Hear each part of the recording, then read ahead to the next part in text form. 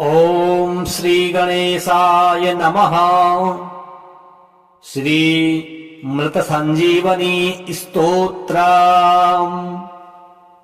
एवमाराध्य गौरीशं देवं मृत्युञ्जयेश्वरम् मृत संजीवनं नाम्ना कवचं प्रजपेत् सदा। सारात् सारतरं पुण्यं गुह्याद् गुह्यतरं शुभं महादेवस्य कवचं मृत संजीवनामकम्।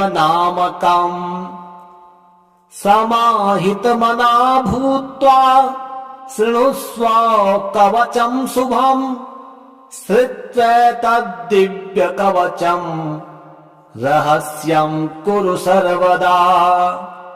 वराभयकरो यज्वा सर्वदेवो निसेवितः मृत्युञ्जयो महादेवः प्राच्यां मां पातु सर्वदा। दधानः शक्तिमभयां त्रिमुखं षड्भुजः प्रभुः सदाशिवोऽग्निरूपी मामाग्नेयां पातु सर्वदा।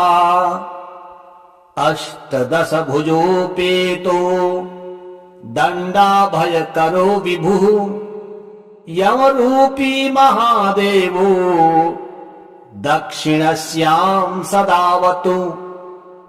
खड्गाभयकरो धीरो रक्षो गणनिसेवितः रक्षो रूपी महेशो मां नैऋत्यां सर्वदावतु। पाशाभयभुजः सर्व रत्नाकरनिसेवितः वरुणात्मा महादेवः पश्चिमे मां सदावतु। गदाभयकरः प्राण नायकः सर्वदा गतिः वायव्यां मारुतात्मा मां शङ्करः पातु सर्वदा। शङ्खाभयकरस्थो मां नायकः परमेश्वरः सर्वात्मान्तरदिग्भागे पातु मां शङ्करः प्रभुः। शूलाभयकरः सर्व विद्यानमधिनायकः ईशानात्मा तथैशान्यां पातु मां परमेश्वरः। ऊर्ध्वभागे ब्रह्मरूपी विश्वात्मा दध सदावतु। शिरो मे शङ्करः पातु ललाटं चन्द्रशेखरः। भूमध्यं सर्वलोके शस्त्रिनेत्रो लोचनेवतु। भ्रूयुग्मं गिरिशः पातु कर्णौ पातु महेश्वरः। नासिकां मे महादेव ओष्ठौ पातु वृषध्वजः। जिह्वां मे दक्षिणामूर्तिर् दन्तान् मे गिरिशोऽवतु। मृत्युञ्जयो मुखं पातु कण्ठं मे नागभूषणः। पिनाकी मत्करो पातु त्रिशूली हृदयं मम। पञ्चवक्त्रः स्तनो पातु उदरं जगदीश्वरः। नाभिं पातु विरूपाक्षः पार्श्वौ मे पार्वतीपतिः। कटद्वयं गिरीशौ मे पृष्ठं मे प्रमथाधिपः।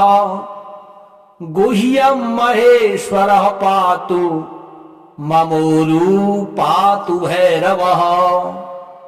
जानुनी मे जगद्दर्ता जङ्घे मे जगदम्बिका पादो मे सततं पातु लोकवन्द्यः सदा शिवः गिरिशः पातु मे भार्या भवः पातु सुतात् मम मृत्युञ्जयो ममायुष्यम् चित्तं मे गणनायकः सर्वाङ्गं मे सदा पातु कालकालः सदा शिवः एतत्ते कवचं पुण्यं देवतानां च दुर्लभम् मृतसञ्जीवनं नाम्ना महादेवेन कीर्तितम्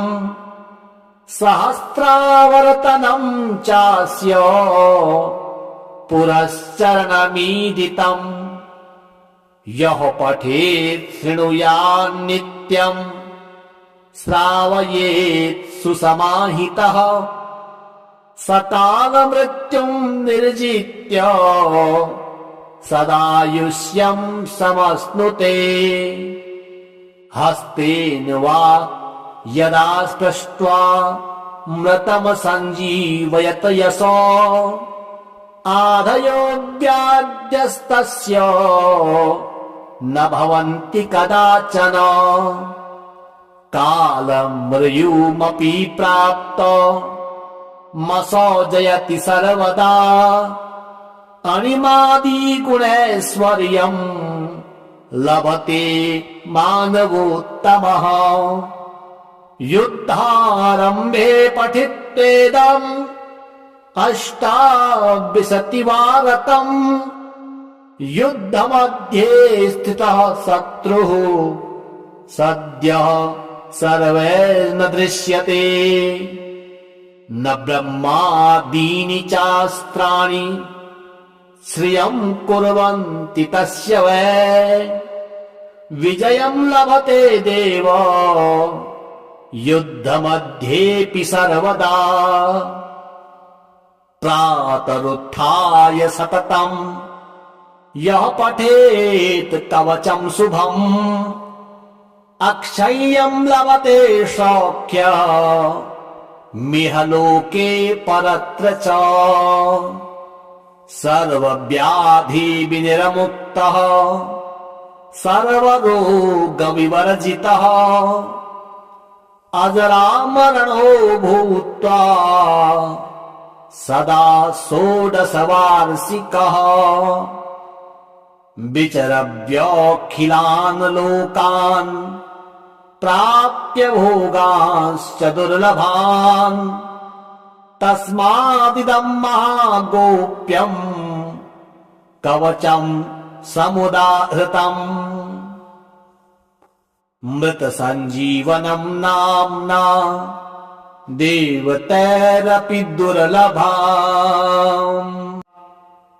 एवमाराध्य गौरीशम् देवं मृत्युञ्जयेश्वरम् मृतसञ्जीवनं नाम्ना कवचं प्रजपेत् सदा सारात् सारतरं पुण्यं गुह्याद् गुह्यतरं शुभम् महादेवस्य कवचं मृतसञ्जीवनामकम्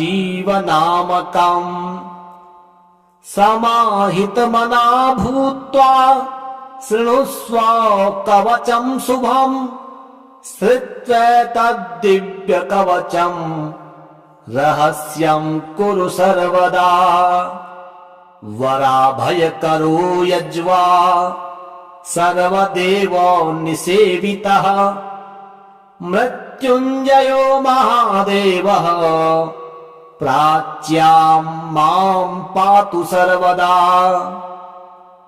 दधानः शक्तिमभयां त्रिमुखं षड्भुजः प्रभुः सदा शिवोऽग्निरूपी मामाग्नेयां पातु सर्वदा अष्टदशभुजोपेतो दण्डाभयकरो विभुः यमरूपी महादेवो दक्षिणस्यां सदावतु खड्गाभयकरो धीरो रक्षो गणनिसेवितः रक्षो रूपी महेशो मां नैऋत्यां सर्वदावतु पाशाभयभुजः सर्व रत्नाकरनिसेवितः वरुणात्मा महादेवः पश्चिमे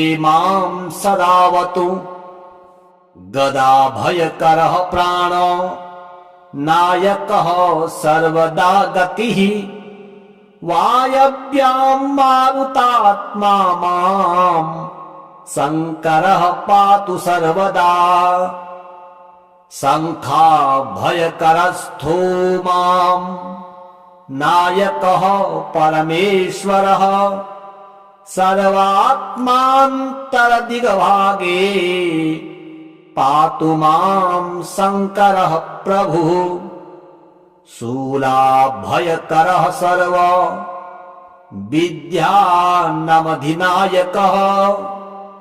ईशानात्मा तथैशान्यां पातु मां परमेश्वरः ऊर्ध्वभागे ब्रह्मरूपी विश्वात्मा धद सदावतु शिरो मे शङ्करः पातु ललाटं चन्द्रशेखरः भूमध्यं सर्वलोके शस्त्रिनेत्रो लोचनेवतु भ्रूयुग्मं गिरिशः पातु कर्णो पातु महेश्वरः नासिकां मे महादेव ओष्ठौ पातु वृषध्वजः जिह्वां मे दक्षिणामूर्तिर् दन्तान् मे गिरिशोऽवतु मृत्युञ्जयो मुखं पातु कण्ठं मे नागभूषणः पिनाकी मत्करो पातु त्रिशूली हृदयं मम पञ्चवक्त्रः स्तनो पातु उदरं जगदीश्वरः नाभिं पातु विरूपाक्षः पार्श्वौ मे पार्वतीपतिः कटद्वयं गिरीशौ मे पृष्ठं मे प्रमथाधिपः गुह्यं महेश्वरः पातु ममोरु पातु भैरवः जानुनी मे जगद्दरता जङ्घे मे जगदम्बिका पादो मे सततं पातु लोकवन्द्यः सदाशिवः गिरिशः पातु मे भार्या भवः पातु सुतात् मम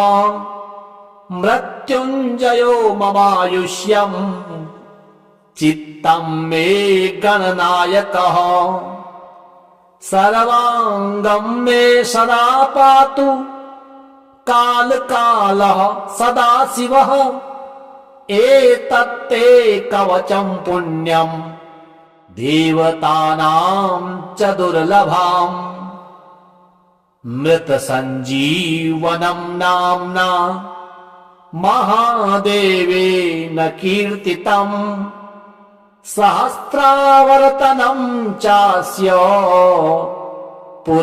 पुरश्चरणमीदितम् यः पठेत् शृणुयात् नित्यं श्रावयेत् सुसमाहितः सकालमृत्युं निर्जित्य सदायुष्यं समश्नुते हस्तेन वा यदा स्पृष्ट्वा मृतं सञ्जीवयत यशो आधयो व्याद्यस्तस्य न भवन्ति कदाचन कालमृयुमपि प्राप्त मसौजयति सर्वदा अणिमादिगुणैश्वर्यम् लभते मानवोत्तमः युद्धारम्भे पठित्वेदम् अष्टाविंशतिवारतम्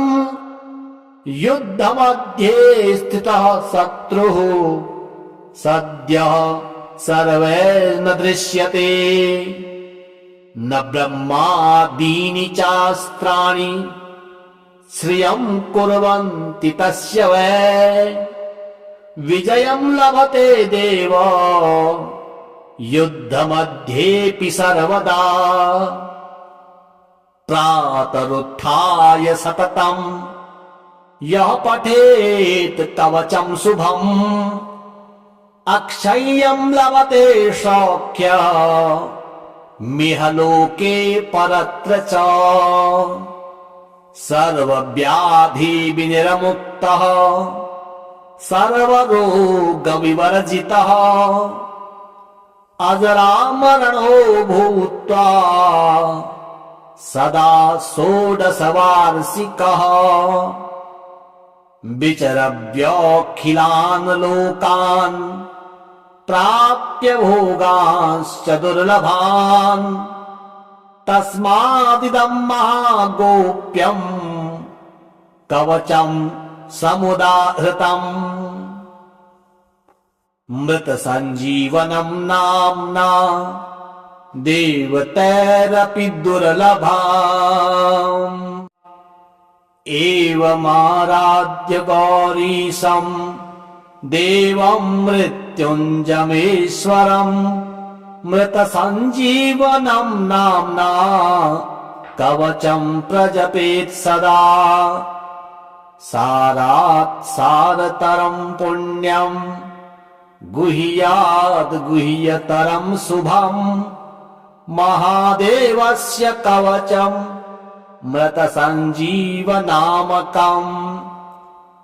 समाहितमना भूत्वा शृणुष्व कवचं शुभम् श्रुत्वा तद्दिव्यकवचं रहस्यं कुरु सर्वदा वराभयकरो यज्वा सर्वदेवो निसेवितः मृत्युञ्जयो महादेवः प्राच्यां मां पातु सर्वदा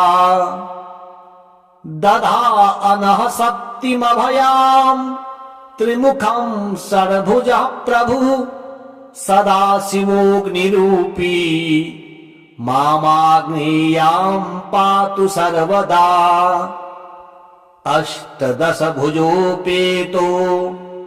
दण्डाभयकरो विभुः यमरूपी महादेवो दक्षिणस्यां सदावतु खड्गाभयकरो धीरो रक्षो गणनिसेवितः रक्षो रूपी महेशो मां नैऋत्यां सर्वदावतु पाशाभयभुजः सर्व रत्नाकरनिसेवितः वरुणात्मा महादेवः पश्चिमे मां सदावतु गदाभयकरः प्राण नायकः सर्वदा गतिः वायव्यां मारुतात्मा मां शङ्करः पातु सर्वदा शङ्खाभयकरस्थो मां नायकः परमेश्वरः सर्वात्मान्तरदिग्भागे पातु मां शङ्करः प्रभुः शूलाभयकरः सर्व विद्यानमधिनायकः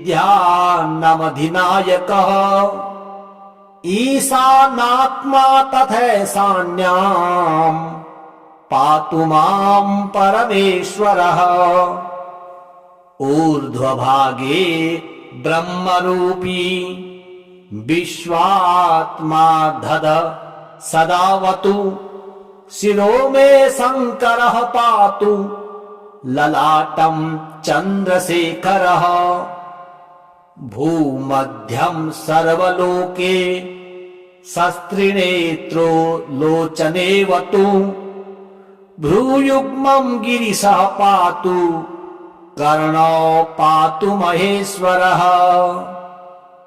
नासिकां मे महादेव ओष्ठौ पातु वृषध्वजः जिह्वां मे दन्तान् मे गिरिशोऽवतु मृत्युञ्जयो मुखं पातु कंठं मे नागभूषणः पिनाकी मत्करो पातु त्रिशूली हृदयं मम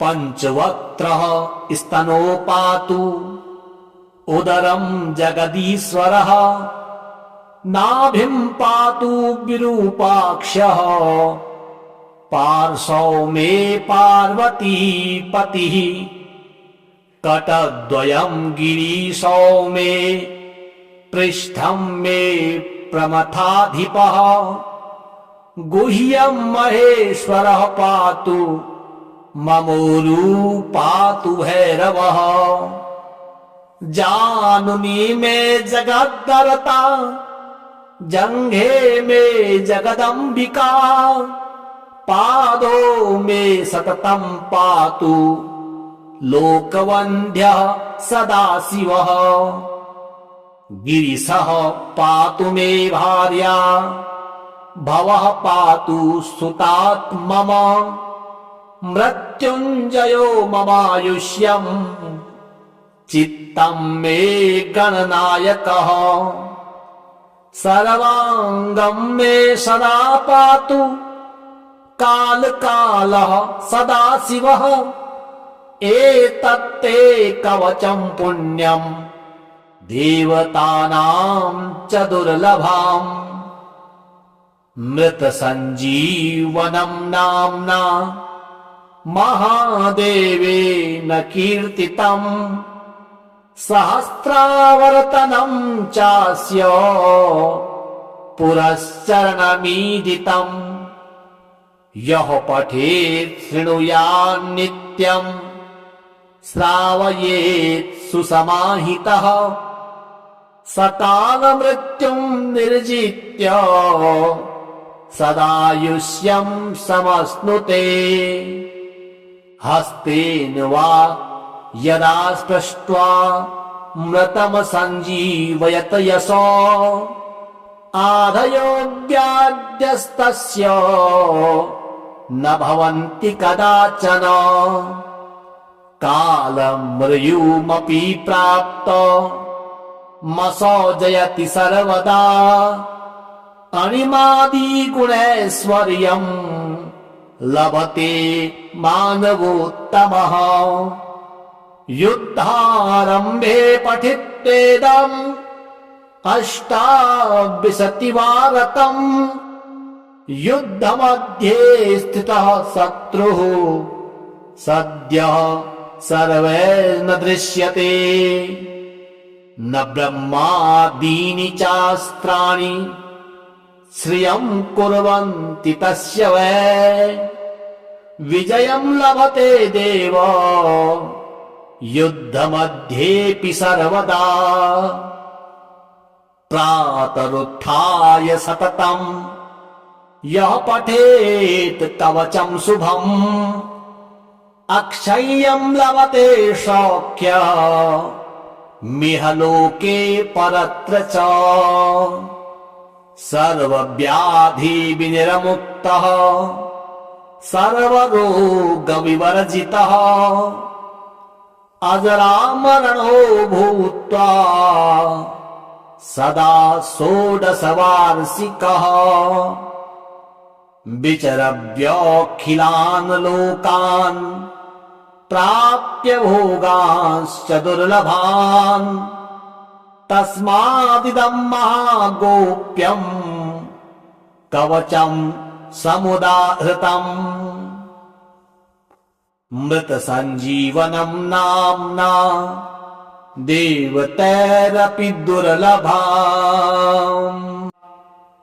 एवमाराध्य गौरीशं देवं मृत्युञ्जयेश्वरम् मृतसञ्जीवनं नाम्ना कवचं प्रजपेत् सदा सारात् सारतरं पुण्यं गुह्याद् गुह्यतरं शुभं महादेवस्य कवचं मृतसञ्जीवनामकम् समाहितमना भूत्वा शृणुष्व कवचं शुभं श्रुत्वा तद्दिव्यकवचं रहस्यं कुरु सर्वदा वराभयकरो यज्वा सर्वदेवो निसेवितः मृत्युञ्जयो महादेवः प्राच्यां मां पातु सर्वदा दधानः शक्तिमभयां त्रिमुखं षड्भुजः प्रभुः सदाशिवोऽग्निरूपी मामाग्नेयां पातु सर्वदा अष्टदशभुजोपेतो दण्डाभयकरो विभुः यमरूपी महादेवो दक्षिणस्यां सदावतु खड्गाभयकरो धीरो रक्षो गणनिसेवितः रक्षो रूपी महेशो मां नैऋत्यां सर्वदावतु पाशाभयभुजः सर्व रत्नाकरनिसेवितः वरुणात्मा महादेवः पश्चिमे मां सदावतु गदाभयकरः प्राण नायकः सर्वदा गतिः वायव्यां मारुतात्मा मां शङ्करः पातु सर्वदा शङ्खाभयकरस्थो मां नायकः परमेश्वरः सर्वात्मान्तरदिग्भागे पातु मां शङ्करः प्रभुः शूलाभयकरः सर्व विद्यानमधिनायकः ईशानात्मा तथैशान्यां पातु मां परमेश्वरः ऊर्ध्वभागे ब्रह्मरूपी विश्वात्मा दध सदावतु शिरो मे शङ्करः पातु ललाटं चन्द्रशेखरः भूमध्यं सर्वलोके शस्त्रिनेत्रो लोचनेवतु भ्रूयुग्मं गिरिशः पातु कर्णो पातु महेश्वरः नासिकां मे महादेव ओष्ठौ पातु वृषध्वजः जिह्वां मे दन्तान् मे गिरिशोऽवतु मृत्युञ्जयो मुखं पातु कण्ठं मे नागभूषणः पिनाकी मत्करो पातु त्रिशूली हृदयं मम पञ्चवक्त्रः स्तनो पातु उदरं जगदीश्वरः नाभिं पातु विरूपाक्षः पार्श्वौ मे पार्वती पतिः कटद्वयं गिरीशौ मे पृष्ठं मे प्रमथाधिपः गुह्यं महेश्वरः पातु ममोरु पातु भैरवः जानुनी मे जगद्दरता जंघे मे जगदम्बिका पादो मे सततं पातु लोकवन्द्यः सदाशिवः। गिरिशः पातु मे भार्या भवः पातु सुतात् मम। मृत्युञ्जयो ममायुष्यम् चित्तं मे गणनायकः। सर्वाङ्गं मे सदा पातु कालकालः सदाशिवः। एतत्ते कवचं पुण्यं देवतानां च दुर्लभम्। मृतसञ्जीवनं नाम्ना महादेवेन कीर्तितम्। सहस्रावर्तनं चास्य पुरश्चरणमीदितम्। यः पठेत् शृणुयात् नित्यम् श्रावयेत् सुसमाहितः। सकालमृत्युं निर्जित्य सदायुष्यं समश्नुते। हस्तेन वा यदा स्पृष्ट्वा मृतं सञ्जीवयत यशो। आधयो व्याद्यस्तस्य न भवन्ति कदाचन। कालमृयुमपि प्राप्त मसौजयति सर्वदा। अणिमादिगुणैश्वर्यम् लभते मानवोत्तमः।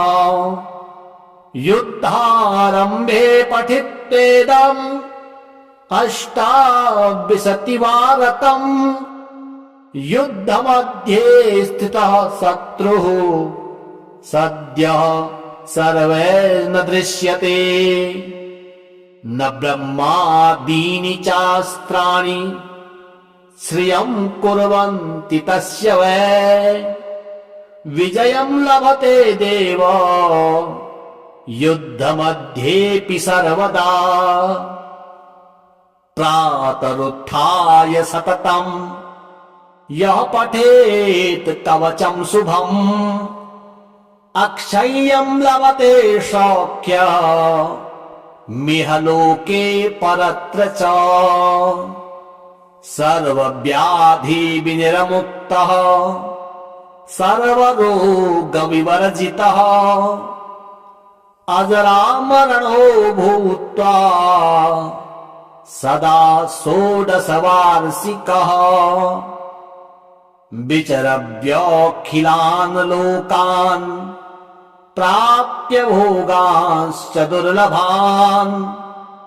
तस्मादिदं महागोप्यम् कवचं समुदाहृतम्। मृतसञ्जीवनं नाम्ना देवतैरपि दुर्लभम्। एवमाराध्य गौरीशं देवं मृत्युञ्जयेश्वरम्। मृतसञ्जीवनं नाम्ना कवचं प्रजपेत् सदा। सारात् सारतरं पुण्यं गुह्याद् गुह्यतरं शुभम्। महादेवस्य कवचं मृतसञ्जीवनामकम्। समाहितमना भूत्वा शृणुष्व कवचं शुभम्। श्रुत्वा तद्दिव्यकवचं रहस्यं कुरु सर्वदा। वराभयकरो यज्वा सर्वदेवो निसेवितः। मृत्युञ्जयो महादेवः प्राच्यां मां पातु सर्वदा। दधानः शक्तिमभयां त्रिमुखं षड्भुजः प्रभुः। सदाशिवोऽग्निरूपी मामाग्नेयां पातु सर्वदा। अष्टदशभुजोपेतो दण्डाभयकरो विभुः। यमरूपी महादेवो दक्षिणस्यां सदावतु खड्गाभयकरो धीरो रक्षो गणनिसेवितः रक्षो रूपी महेशो मां नैऋत्यां सर्वदावतु पाशाभयभुजः सर्व रत्नाकरनिसेवितः वरुणात्मा महादेवः पश्चिमे मां सदावतु गदाभयकरः प्राणो नायकः सर्वदा गतिः वायव्यां मारुतात्मा मां शङ्करः पातु सर्वदा शङ्खाभयकरस्थो मां नायकः परमेश्वरः सर्वात्मान्तरदिग्भागे पातु मां शङ्करः प्रभुः शूलाभयकरः सर्व विद्यानमधिनायकः ईशानात्मा तथैशान्यां पातु मां परमेश्वरः ऊर्ध्वभागे ब्रह्मरूपी विश्वात्मा धद सदावतु शिरो मे शङ्करः पातु ललाटं चन्द्रशेखरः भूमध्यं सर्वलोके शस्त्रिनेत्रो लोचनेवतु भ्रूयुग्मं गिरिशः पातु कर्णो पातु महेश्वरः नासिकां मे महादेव ओष्ठौ पातु वृषध्वजः जिह्वां मे दन्तान् मे गिरिशोऽवतु मृत्युञ्जयो मुखं पातु कण्ठं मे नागभूषणः पिनाकी मत्करो पातु त्रिशूली हृदयं मम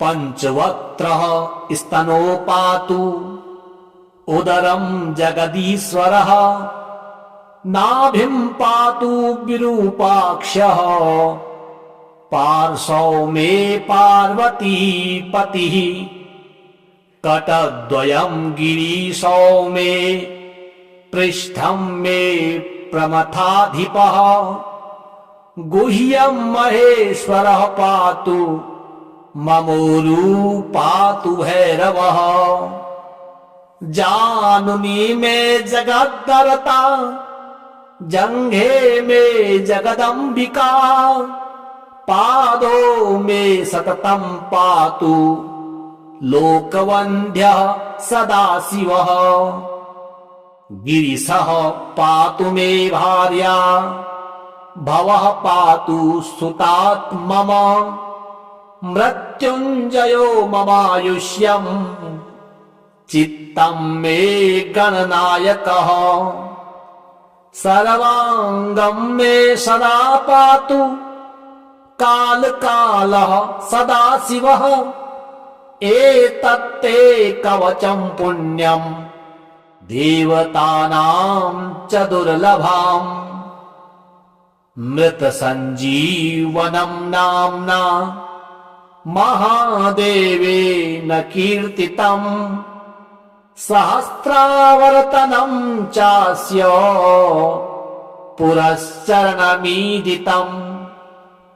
यः पठेत् शृणुयात् नित्यम् श्रावयेत् सुसमाहितः सकालमृत्युं निर्जित्य सदायुष्यं समश्नुते हस्तेन वा यदा स्पृष्ट्वा मृतं सञ्जीवयत यशो आधयो व्याद्यस्तस्य न भवन्ति कदाचन कालमृयुमपि प्राप्त मसौजयति सर्वदा अणिमादिगुणैश्वर्यम् लभते मानवोत्तमः।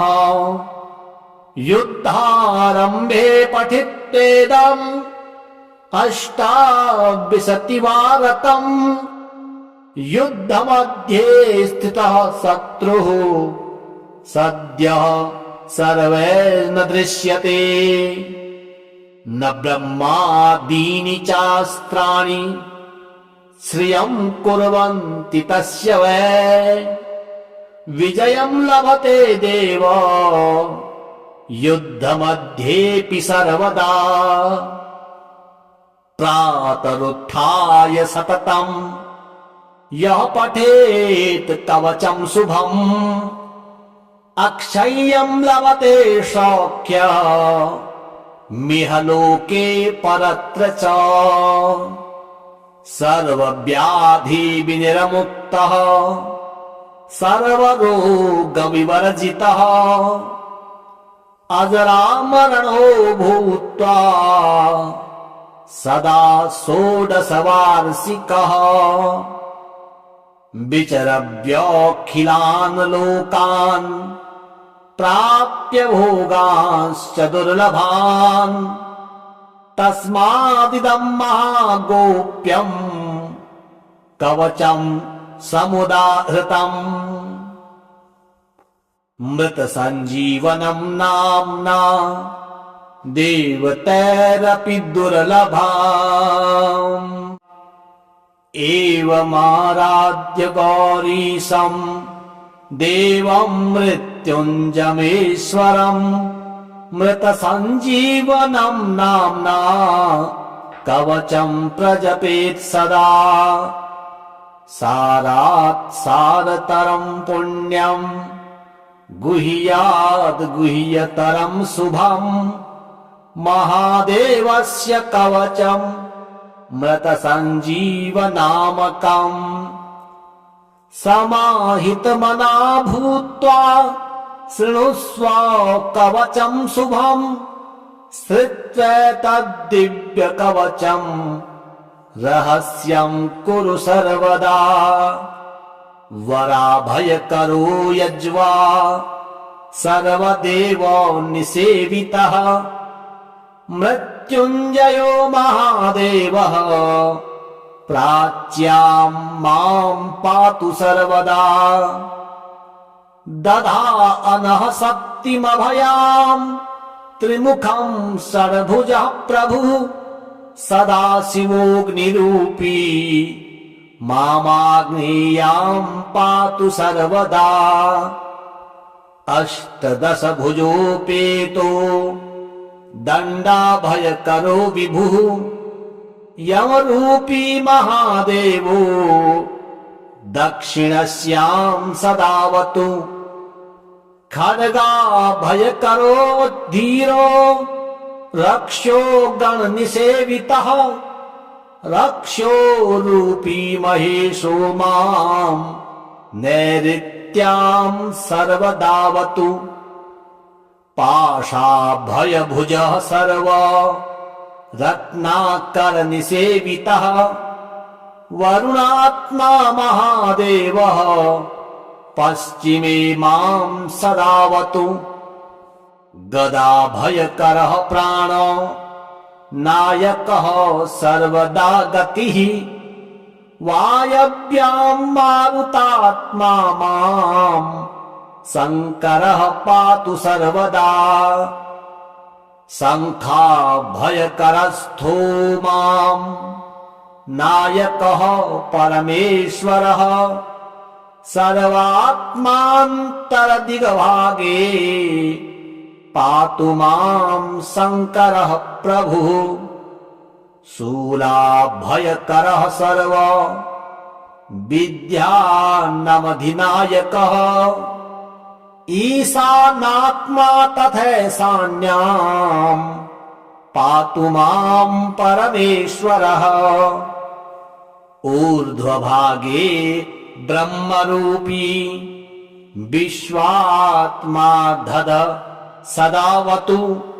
शिरो मे शङ्करः पातु ललाटं चन्द्रशेखरः भूमध्यं सर्वलोके शस्त्रिनेत्रो लोचने वतु भ्रूयुग्मं गिरिशः पातु कर्णो पातु महेश्वरः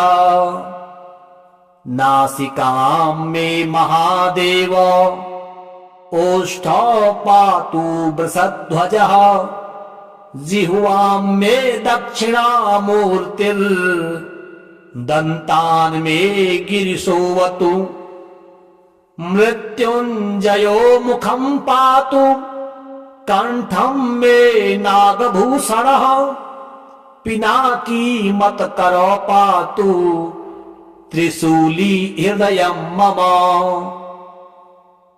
पञ्चवक्त्रः स्तनो पातु उदरं जगदीश्वरः नाभिं पातु विरूपाक्षः पार्श्वौ मे पार्वतीपतिः कटद्वयं गिरीशौ मे पृष्ठं मे प्रमथाधिपः गुह्यं महेश्वरः पातु ममोरु पातु भैरवः जानुनी मे जगद्दरता जङ्घे मे जगदम्बिका पादो मे सततं पातु लोकवन्द्यः सदाशिवः गिरिशः पातु मे भार्या भवः पातु सुतात् मम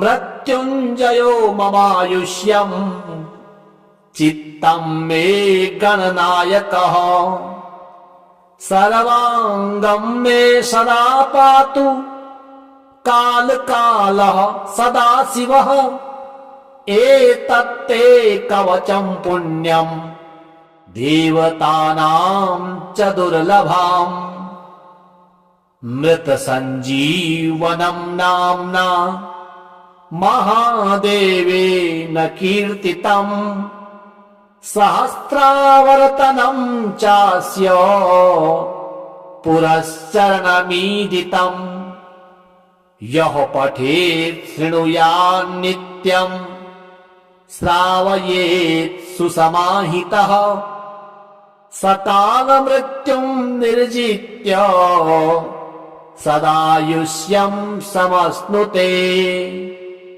हस्तेन वा यदा स्पृष्ट्वा मृतं सञ्जीवयत यशो आधयो व्याद्यस्तस्य न भवन्ति कदाचन कालमृयुमपि प्राप्त मसौजयति सर्वदा अणिमादिगुणैश्वर्यम् लभते मानवोत्तमः युद्धारम्भे पठित्वेदम् अष्टाविंशतिवारतम् युद्धमध्ये स्थितः शत्रुः सद्यः सर्वैर्न दृश्यते न ब्रह्मादीनि चास्त्राणि श्रियं कुर्वन्ति तस्य वै विजयं लभते देव युद्धमध्येऽपि सर्वदा प्रातरुत्थाय सततं यः पठेत् कवचं शुभम् अक्षय्यं लभते सौख्यं मिह लोके परत्र च सर्वव्याधि विनिर्मुक्तः सर्वरोगविवर्जितः अजरामरणो भूत्वा सदा षोडशवार्षिकः विचरव्योऽखिलान् लोकान् प्राप्य भोगांश्च दुर्लभान् तस्मादिदं महागोप्यं कवचं समुदाहृतम् मृतसञ्जीवनं नाम्ना देवतैरपि दुर्लभाम्